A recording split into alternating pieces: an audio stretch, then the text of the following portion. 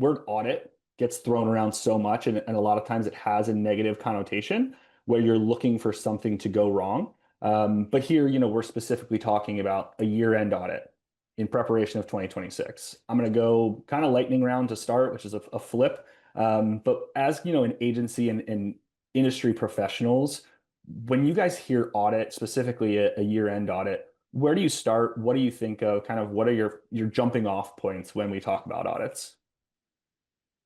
Yeah, I think for me specifically, I think the word clarity comes to mind. Clarity and really you want to look at the year in review, and you want to look at, what worked, what may have not, and you want to look really at measurement, your efficiency, and really clarity is the key word thereof. What do we do best, and where can we improve as we look at planning for the next year?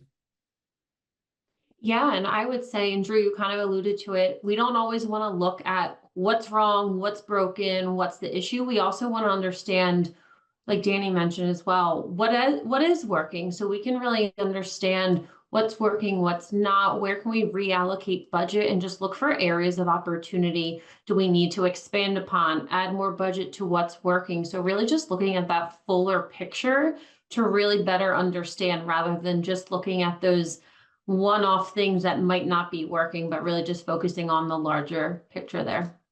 Awesome. Yeah. And I think from an agency standpoint, that makes so much sense. We live and breathe a lot of this advertising strategy and the channels, and really from a campaign perspective. But for a lot of our business owners or marketing directors or whoever may be on the webinar, do you think there's a different conversation between those individuals and ourselves when it comes to auditing, the years past and moving into 2026?